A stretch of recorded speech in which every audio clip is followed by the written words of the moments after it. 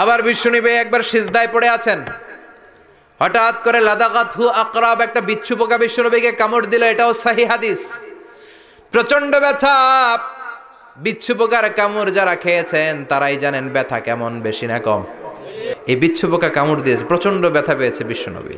বিশ্বনবী বললেন লানাতুল্লাহি আলাল আকরাব, এই বিচ্ছুর উপর আল্লাহর লানত। মুসল্লিও চিনে না, নবীও চিনে না, কামড় তো দিয়ে বসছে। বিশ্বনবী বললেন লবণের পানি গরম দাও। লবণের পানি আনা হলো। বিশ্বনবী বললেন আঙ্গুলের মধ্যে ঢালো। পানি ঢালতে শুরু করা হলো।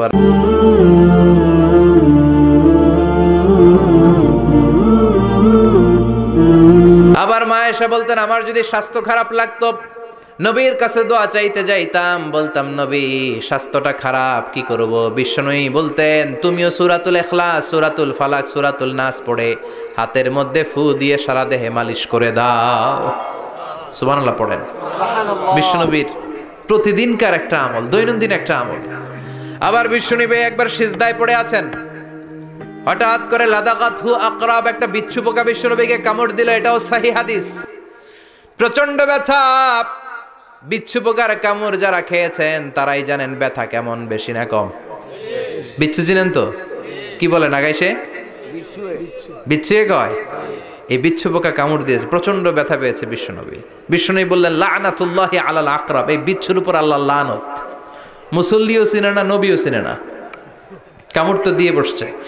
বিশ্বনবী বললেন লবণের পানি গরম দাও। লবণের পানি আনা হলো। বিশ্বনবী বললেন আঙ্গুলের মধ্যে ঢালো।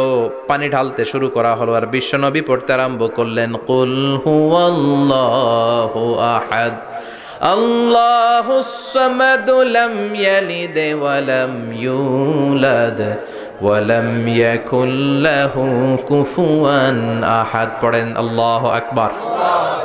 এজন্য সূরাতুল ইখলাস এটার জন্য আমাদের দৈনন্দিনকার একটা আমল হয়, প্রতিদিন যেন আমরা এটা পড়ি, তাহলে আমলনামা সওয়াব দিয়ে পূর্ণ করে দিবে কে?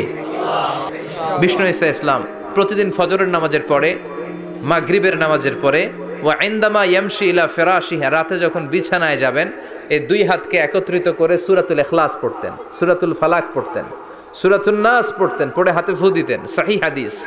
ফু দিয়ে এই ফু দেওয়া হাতটা সারা দেহের মধ্যে ইয়াবদাউ বিহিমা রাসাহু, মাথা থেকে শুরু করে পা পর্যন্ত এভাবে মেসেজ করে দিতেন, মালিশ করে দিতেন। সুবহানাল্লাহ পড়েন।